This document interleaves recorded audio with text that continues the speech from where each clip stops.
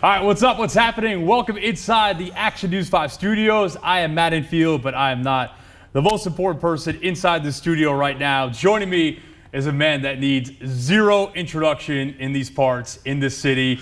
William Bedford, Memphis Tiger legend, through and through, NBA champion. And we got something really exciting to talk about today. But William, first and foremost, thank you so much for your time. How are we doing today? I'm doing good. Thank you for having me. All right, so big things happening for you, a big honor really, which is you have been inducted into the 2025 American Basketball Hall of Fame class. Quite simply, what does that mean to you? Like I've said before, it's an honor to be involved with the same group of guys that's already made it before me and the ones that's going in with me. So it was kind of a shock to me, but I got the phone call and the letter, and then all the hype started. So, how did you find out? I found out. Well, I got the letter first, and I didn't believe it was real, because you know how you get mail and then telling you all kind of stuff. But I didn't believe it was real. And then I got a call from Jordan Queen, the director of the place, and he was like, "Hey, you know, you've been about to be inducted into the Hall of Fame." I was like, "What? Me?" And he okayed it. He was like, "Yeah, it's true." You look at some of the names that are also in this Hall of Fame: Kobe Bryant, Isaiah Thomas, your teammate with the Detroit Pistons, Tom Izzo, and a bunch of other illustrious names. To be in that company, what kind of fulfillment does that give you? Man, it feel like I've worked a long time, and it feel like I wasn't getting anywhere with it. But after looking back, you know, I think, you know, I played hard, but I wasn't worried about ads and, you know, all that other kind of stuff. I was just worried about playing, trying to, you know, kill my opponent. Yeah. We're going to hit on some specifics of your story, but when you think about your entire journey, is it kind of hard to believe, given you didn't start playing basketball until your freshman year of high school? Ninth grade, I started playing basketball, and I was on an all-senior high team in Mexico High School, and I ended up starting it at that game. And at first you said you didn't really like it, right? No, I didn't really like it at first, but as time went on and different coaches and people took up time with me, I learned to end up loving the game. Then obviously you go on to University of Memphis, play a big role for them over a 3-year stretch, put up some big numbers, part of some awesome teams. What kind of pride does that period of your life give you, especially given it was for the hometown team? I mean, it feels good because we were all from Memphis, and the entire team was from Memphis. So it's like, I don't think it'd ever be another team all from Memphis, you know? So it was real exciting, and we felt like stars. Yeah. Because we used to look out and see all the people out there and that was waiting for us when we came back in town from our away game, and it was really fun. I'm going to put you on the spot a little bit here, but you can be honest. What gives you more fulfillment or satisfaction? What you accomplished at Memphis, even though you guys didn't win an NCAA championship, or being able to call yourself an NBA champion with the Detroit Pistons? Whew. Tough one, huh? That's a real tough one. Because college, we more of a family. Yeah. And NBA, you're more of a family too, so it's probably like 50-50. Okay, that's fair. You know, but you're closer with the guys in college because you live together. We're in a dorm together versus being in NBA, you at home. So it's like, it still feels like family, but it's about 50-50 to me. Is there a moment that sticks out to you on your journey that you say, I am most thankful for that? I'm most thankful for being able to play in the NBA. Yeah.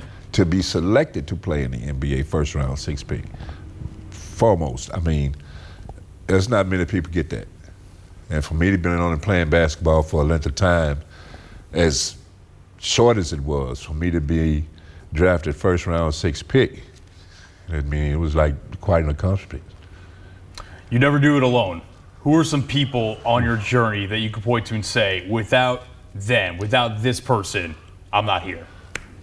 How many you need? Go as long as you want. I have to go back to my high school coach, Dorsey Sims. I also have to go back to Verdi Sales, Larry Finch, Dana Kirk, Darryl Brayton. For one thing, I know I have to talk about Darryl Brayton because he was one of the guys that taught me more than anyone else in playing basketball. You know, he took up the most time with me. You said you didn't really know how to play until you got to Memphis, right? No, well, to like maybe my second year in high school. Because at first you were relying only on your height, basically. Yeah, I was there because of my height. That was it. But I started like my second year in high school, I started to really get into basketball, because I started getting excited about it. I was looking forward to the games and going to practice and just the whole idea of it.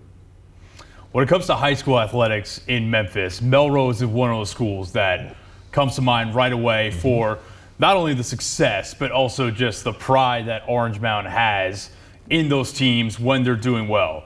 To be able to say that you had the success you had at Melrose, a high school of that stature within the city, and then also the University of Memphis, being a Memphis born and bred guy, what does that mean to you? Well, Melrose is one of the top high schools in Memphis, has put out the most professional athletes. And to be amongst those is an honor too. And we have pictures in the gym. Some of us go back to the school and see some of the kids and the old teachers that we used to see. But, my teachers are gone now, but I still like to go back and, just to be a part of. Yeah, for sure. And then University of Memphis, you talk about the family part, but you guys are doing some big things as one cohesive, basically big Memphis unit. Right. And what made us stick together so much is because we used to play against each other all summer. Yeah. And we were pretty much at home, and all our high school games were standing room only, so it wasn't even a question where I was going. You've been open in the past about your troubles with drugs and then the legal problems that resulted because of that. I've got two things on that. One, does this honor feel like any sort of vindication in a way that you were able to overcome that, come out on the other side, and still receive this? Yes, it does. Yeah, because number one, most people that fall up under trouble like I did, they end up continuing that path.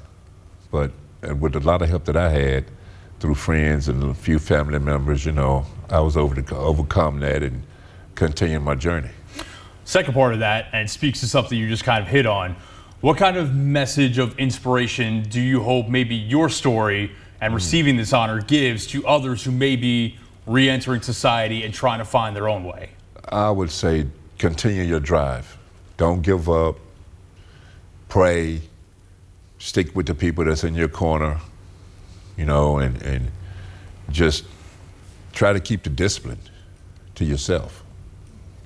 This might be one where you need a long time as well. Like I said, we've got all the time in the world. In your own words, sum up your story. That's a tough one.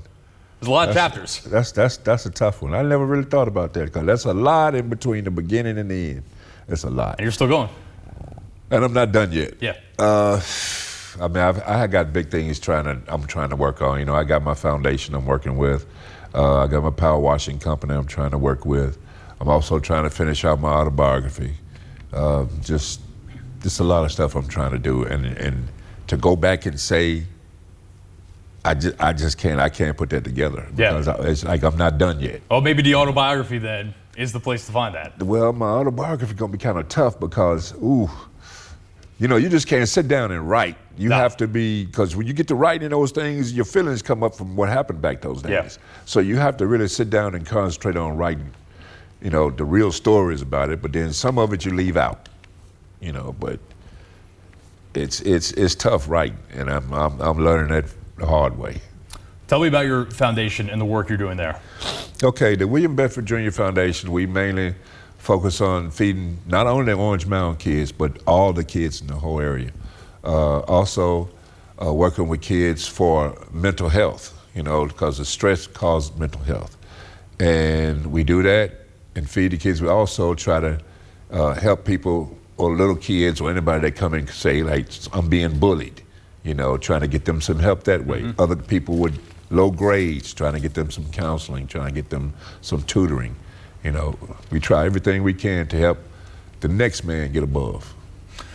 Last thing I got, and this one I think you could probably sum up a little bit easier than your entire story one, but it kind of goes back to what you're doing with your foundation. What is the message you hope to get across to the younger generations and the youth in this city? Because obviously it's no secret they have their troubles, but doesn't mean they're hopeless. And I think that someone like you and your story can provide a lot of inspiration for them. So what do you hope to deliver to them? Well, see, the way these kids are here in this town is they have no guidance. They have nobody in front of them to teach them anything for success, because they're having to raise themselves, you know.